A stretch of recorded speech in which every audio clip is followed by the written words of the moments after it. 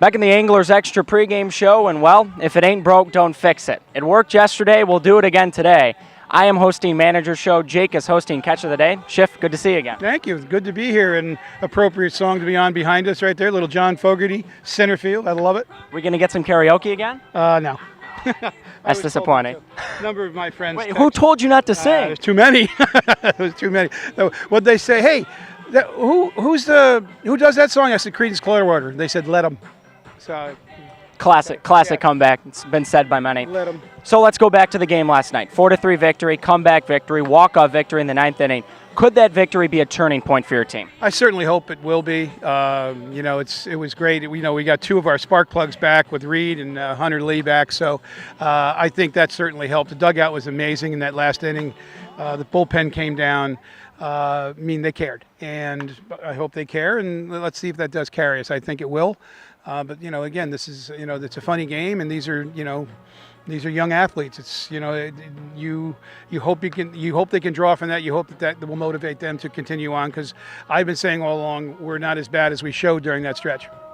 You mentioned Reed Howell and Hunter Lee coming down into the dugout, firing up the team. They were here in the beginning when the team was playing well. They left, the team faltered, they came back, win last night. How important is it for a team to have glue guys like that? It's fantastic. I mean, that's the one thing that I never have doubted since the season started about the character of this team, about how they've gotten along.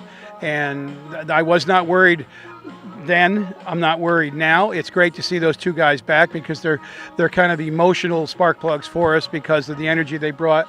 And there was true disappointment that they left. So, and you could see the genuine excitement that they were back. I mean, when the guys saw Reed walking down Shore Road, it was like some of the guys did not know he was coming back, and you could just see they were really, really happy to see him. And then when Hunter ever came in the dugout, and very few people knew Hunter was coming. A number of the guys knew that Reed was coming back, but very few knew that Hunter was coming back, because it was a late night phone call, get him on the plane, and here he is. So that was exciting as well. And anything helps. So I hope it works out, and I'm glad they're back, because they deserve to be here.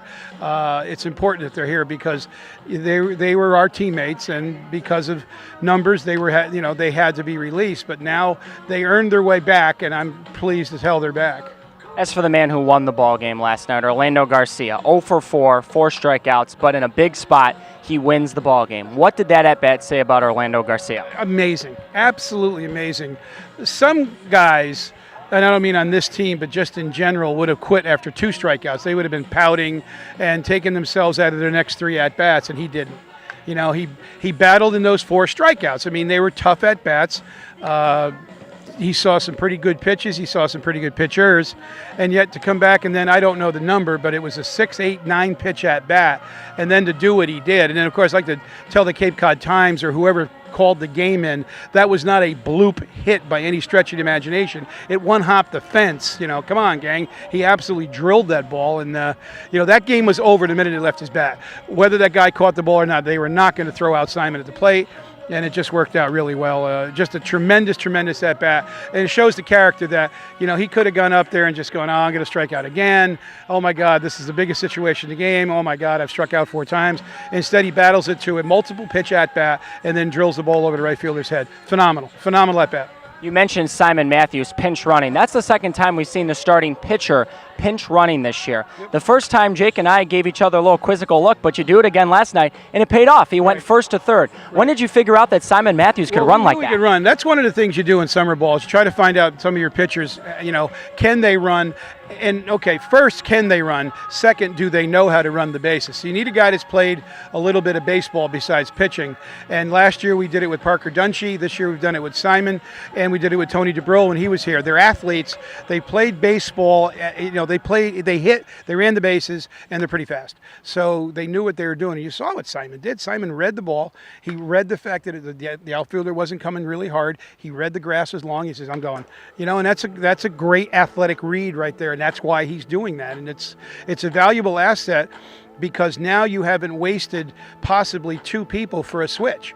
We're not going to let Simon hit, but we could bring in a right-handed hitter to pinch run and then we have to take him out of the game because we want to get a left-handed bat up there. So you've used 3 people for one person, one spot in the order. But with Simon doing that, now you've only used 2, so you've saved a guy for later in the game. So it's fantastic. It's, you'll see that done. It's been done in the big leagues occasionally, where they will do that. Just like the big leaguers might use the left fielder to come in and throw the last inning, kind of like what we do with Case. But there's times where it doesn't happen as often as it used to, but pitchers would pinch hit, to save that guy. But try to get a better bat in that lineup, or a pitcher might be a pretty good bunter in that situation. So it just saves us that one more player as we get at the end of the game. So it was just great that he was able to do that. Turning the attention to tonight's ball game, the Cotuit Kettleers come to town. By record, the worst team in the league, but they've beaten up on your team the first 2 games. What has to change tonight? Well, we got to beat them. We got to come out and be aggressive, get on top of them early, and hang on, which we've done. What we do is, unfortunately, we go in reverse. We give up runs, and then we come back charging back. Sometimes we come back and just get enough to win. Other times we don't. So you need to get out in front, hold the lead, and beat them. And we're pretty comfortable with the bullpen, the way the bullpen is set up. Carp has been throwing really well, so we'll go from there. Cotuit's manager Mike Roberts has been here for a long time. You obviously have been here a long time. It seems like every manager in this league has been here for decades and decades. Mm-hmm. What does that mean to you, the relationship between managers and the fact that it grows over time, and it's not like college or pro ball where guys are seemingly out after 3-4 years? Right. Well, it shows that the people in the associations are satisfied with what we're doing. We're bringing in good players. We're competitive on the field. Do you make the playoffs every year? No. Do you win a championship every year? No. Are they competitive? Yes. I mean, there's no bad teams in this league, as we've proven, as Cotuit has proven. Do teams suffer a little bit? Yeah. There's sometimes they just don't have enough every night. But every night, any one team could beat. I mean, we had a stretch there where we beat the 3 best records in the league in 3 games in a row, I believe, or something like that. So it's it's a very competitive league.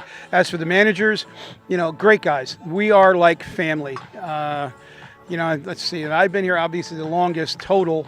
I think Jeff Trundy, and I've been here, with this group, this is 24 years. Jeff's been around 20 as an assistant or a head coach. Coach Pickler's 17, 18. Coach Englert total maybe 16 or 17 between assistant and manager.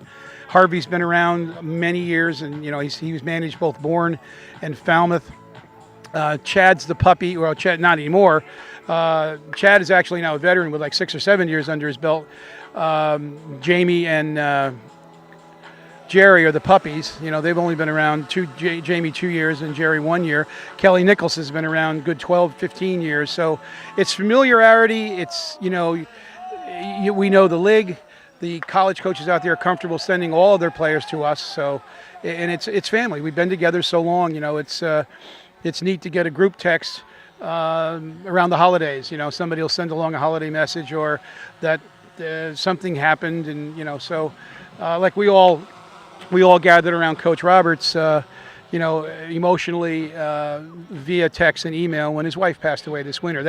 That hurt all of us a lot. Nancy's a great lady.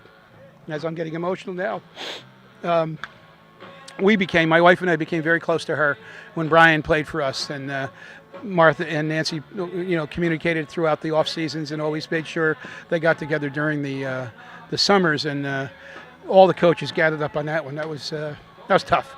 That was very tough. She was a wonderful lady. Nancy Roberts, the story with Mike Roberts as well, is a great story. Please go check it out online. Tonight, his team, Cotuit, travels to Chatham to take on John Schiffner's A's off a walk-off win last night. Schiff, thanks for joining us. Thank you, Evan. Great job. Jake, back to you.